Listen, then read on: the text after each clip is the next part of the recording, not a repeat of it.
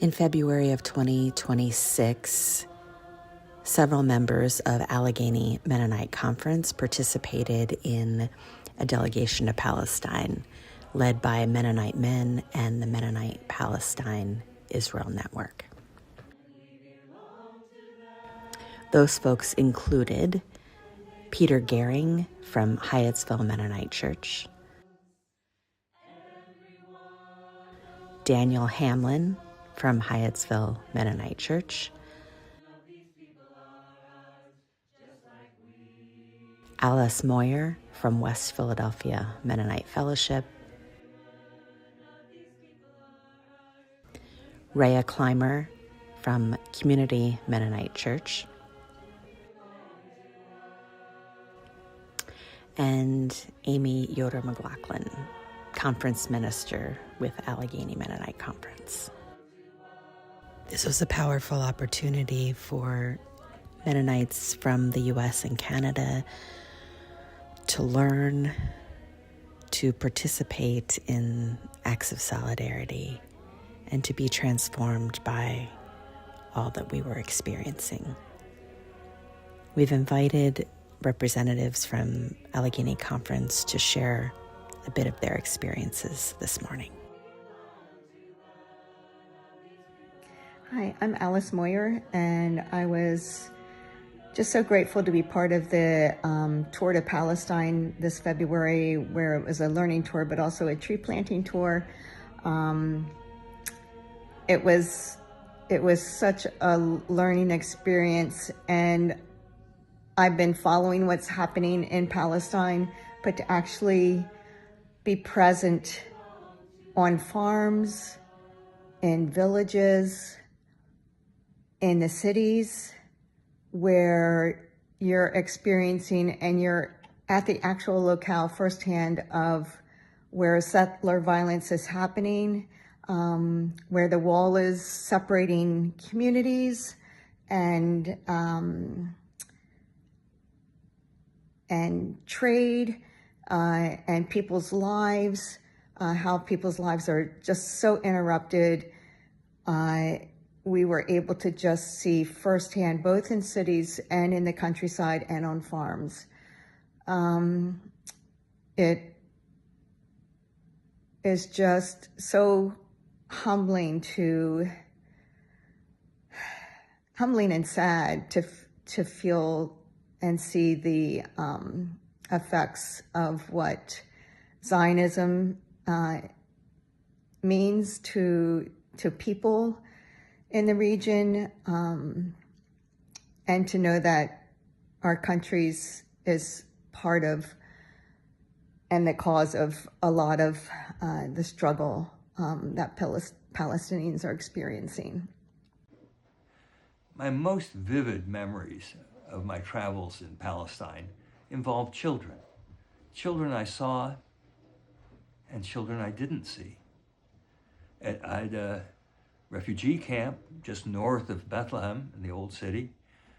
I saw on the sides of buildings beautiful sketches of children's faces, young children. These were memorials. These children perhaps had thrown stones at the wall, twice as tall as the Berlin Wall, solid concrete, and they'd been picked off by snipers. What damage could a little stone do to that wall? And yet they've been killed in their community, this refugee camp. The guide that took us through the camp told us about his 4-year-old daughter who had asthma. Their apartment has no glass in the windows. For no particular reason, the Israelis decided to shell the encampment with stun grenades and tear gas canisters. The tear gas came into the apartment. There was no way to keep it out. And his daughter began to choke. He called for an ambulance, and it was delayed and delayed and delayed at various checkpoints. It didn't get there for hours. His daughter died in his arms in their own apartment. Can you imagine what it's like to be the parent of a young child you can't protect, even in your own home? Down in the South Hebron Hills, at one of the villages that we went to, children came out on their bicycles and rode around us and kind of checked us out. And I thought, oh, they're curious about these foreigners that have come to visit. And they may have been curious, but a parent told us there was more to it than that. The children don't feel safe to ride their bikes because they know that at any point settlers nearby can throw stun grenades or tear gas into their little village. But when there are foreigners there, they know that's not going to happen. They know that for a little bit they're safe. And so they can bring their bikes out of their homes and ride around in the sunlight and greet us and just celebrate life. For a little while, they were safe.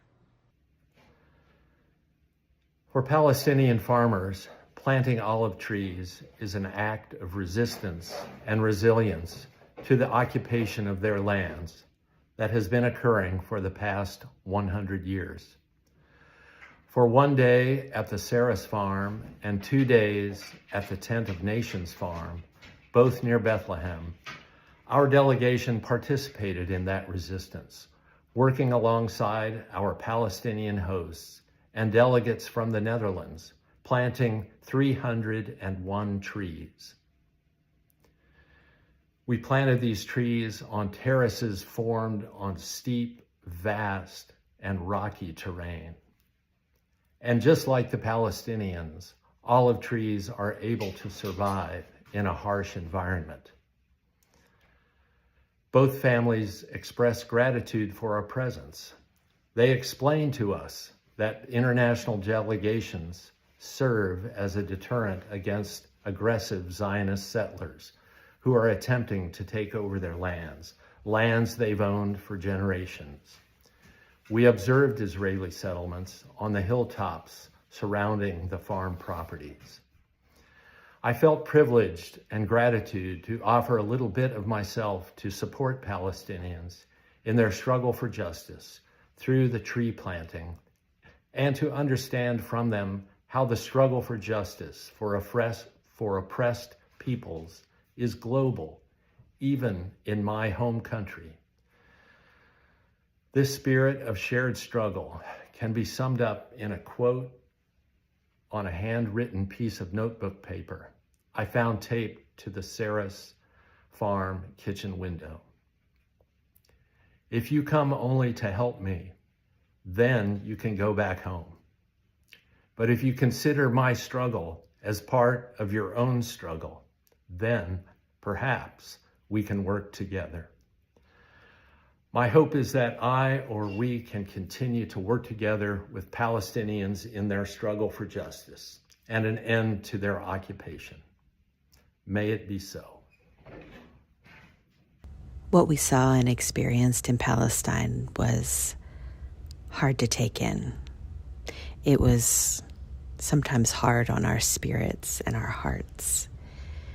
But there was also a lot of joy. We found a joy in sharing meals with our Palestinian hosts, like lunch with community peacemaker teams. 1, 2, 3. No, you got twisted. Pretty good. Okay.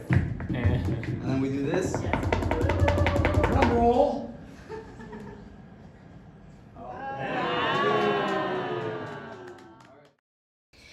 We also recognize that this is a shared struggle. What's happening in Palestine relates to what's happening in Minneapolis and other cities across this country. And so we shared those songs from Minneapolis with our hosts in Palestine. From the streets of our urban landscape to the farms in Palestine surrounded by settlements, the struggle is the same. We are all connected.